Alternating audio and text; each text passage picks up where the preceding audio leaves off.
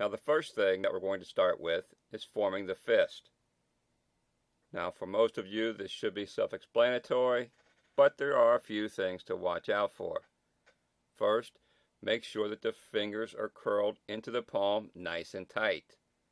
Then place your thumb along the fingers as shown here. Make sure you don't extend your thumb on the top of your index finger. That's a good way to get it broken. Don't put your thumb inside of your fingers. That's another good way to get it broken. Now some styles will place the thumb on top of the index finger pressing down. We'll get into that a little bit later. Now for your basic stance, you want your feet about shoulder width apart and lengthwise about 1.5 shoulder widths. Now your lead hand should be at chin level or a little higher. That way it's ready in case you need it for blocking. And your rear hand should be lightly resting on your cheek to protect your face. To begin the punch, you want to extend the arm, rotating it slightly so that your palm ends up facing the floor. Then bring it back to your ready position. Here's a side view of the basic stance. It should be about 1.5 times shoulder width. Your rear foot should be up on the toes.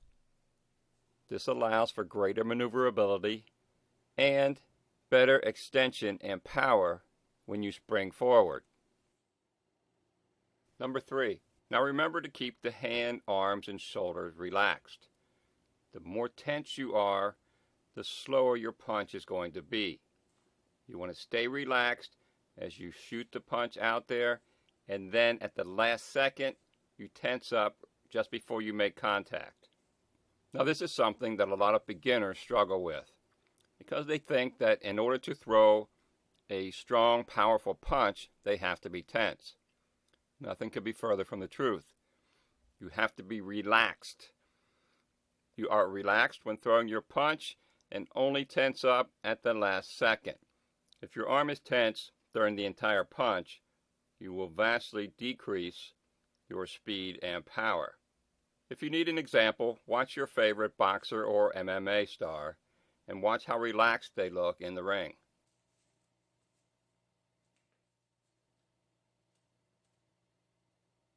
For number 5, we touch on what not to do. Now when throwing the jab, remember to keep the hand, wrists, and forearm straight in one line. Don't bend the wrist or the fist upward to where you would be hitting with the second joint of the fingers. This way you can damage your fingers and, more than likely, damage or sprain your wrist also. You also want to throw your punch straight out from where the hand is. Don't pull it back and take a wind-up. This will not only telegraph your punch, making it easier to block or counter, but it also slows it down. Number 6, don't swat at the target. Meaning when you punch out, don't strike out in a curved downward fashion, as in an arcing motion. Make sure that the punch goes straight out and straight back. Now a mirror is a good way to check this. Simply stand in front of a mirror and extend your arm, throwing your jab out and then bringing it back. Check your position. Make sure your punch is coming straight out and straight back. Make sure that your other hand is resting on your cheek to cover. Now this should go without saying, but when standing in front of the mirror, make sure that you are back far enough that you don't accidentally punch the mirror and break it.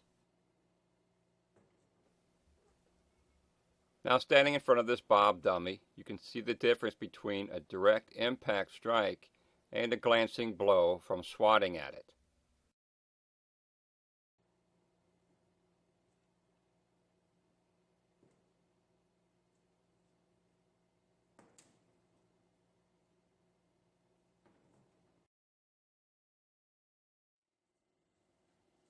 Number 7 is our push step.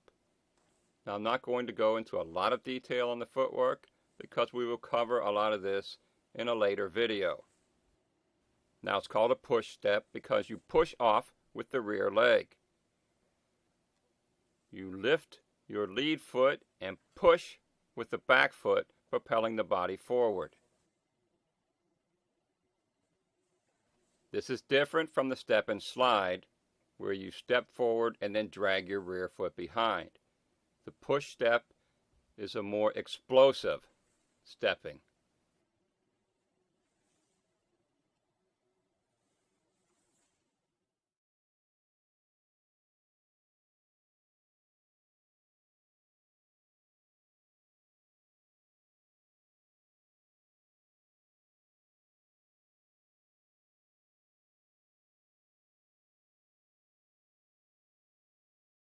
Now it's not real easy to see. It's something you have to feel and experience for yourself.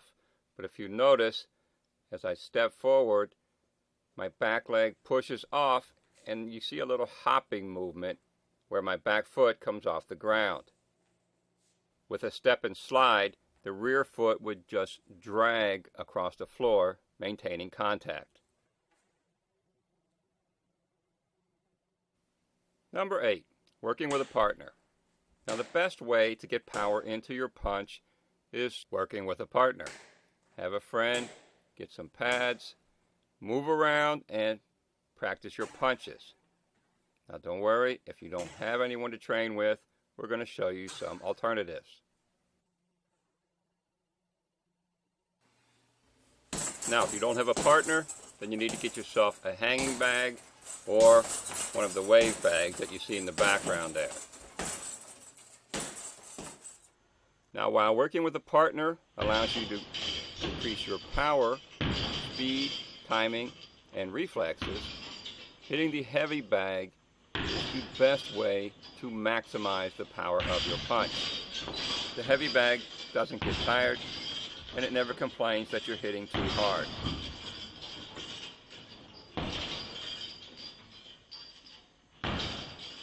Now right now we're just focusing on the jab. Later on we'll move to the cross and the hook.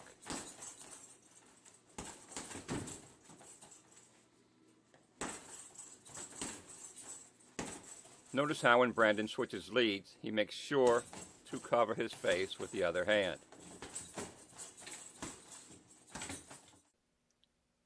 Many people have a tendency to drop that hand, but it's a sure way to get knocked out by a counter strike.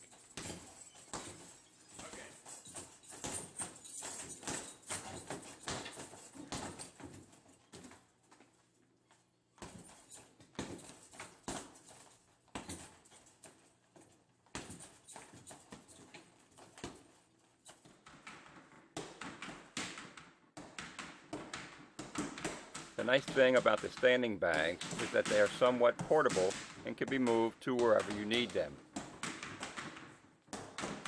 If you're just starting out, you may want to get some gloves to protect your hands and wrists.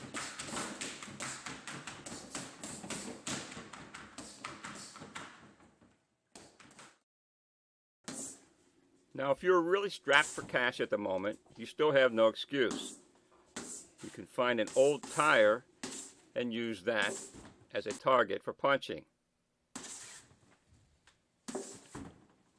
You can get a tire at a used tire store or probably anywhere that sells tires. You can even find them in people's backyards or garbage or on the side of the road.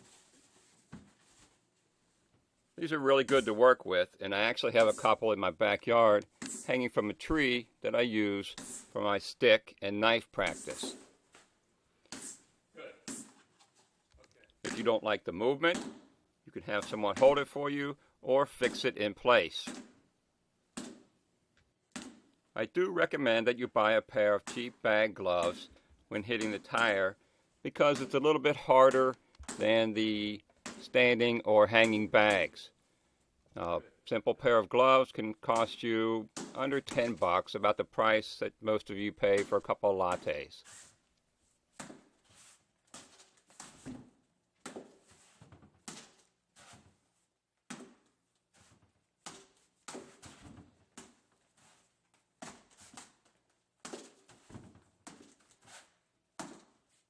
Now the sun fist is a straight vertical punch found in many northern and southern Chinese systems. If you notice, the thumb is placed on top of the index finger. The idea is that it presses down, making a nice, tight, compact fist. So you can punch this way with the thumb on top, or you can punch with your fist in the normal, traditional Western style. If you notice, the main difference between this and the jab is that you don't turn the fist over. And this difference alone greatly increases the speed of the punch. Now you can punch in a straight line or use a circular motion as I'm doing here. The key to this punch is the explosive power that's used right at the end when you make contact. Just before the punch hits, there's a quick burst of energy and forward momentum.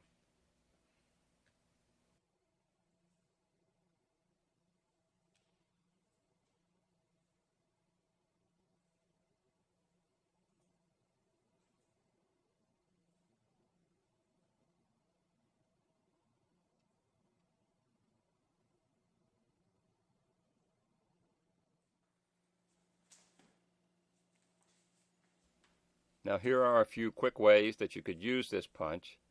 We'll go into the blocking in later videos.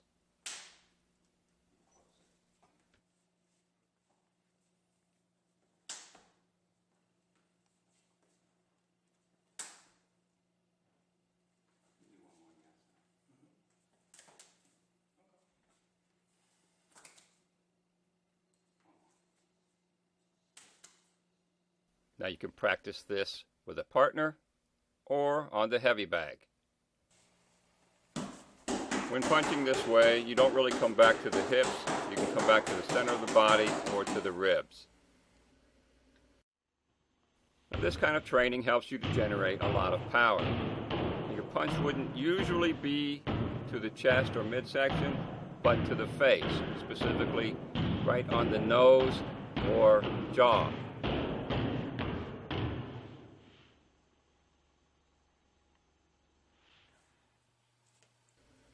Once again, in order to make it practical for the real world, you need to actually hit something to develop some power in your punch and technique.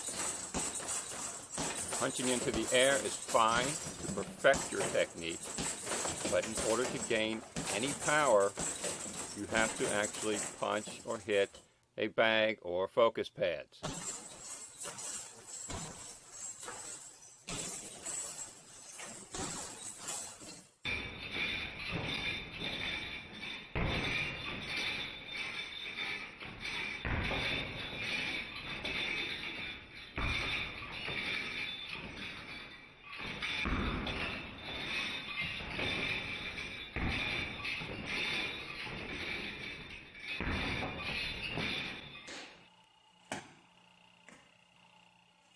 Now, to work on your speed, you need something light to punch at.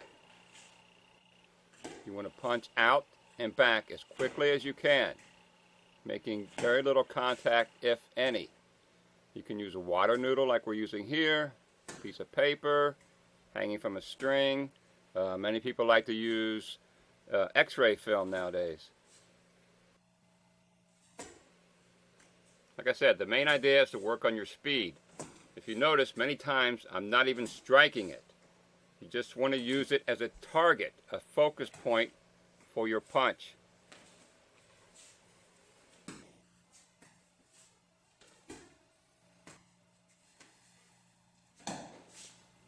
Stay far enough away that you can also work on your footwork.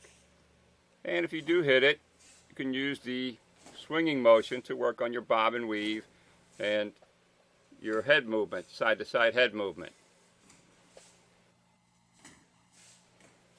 This is really just a form of shadow boxing. You're going to move the head, utilize your footwork, your hands, your speed, your timing, and your reflexes.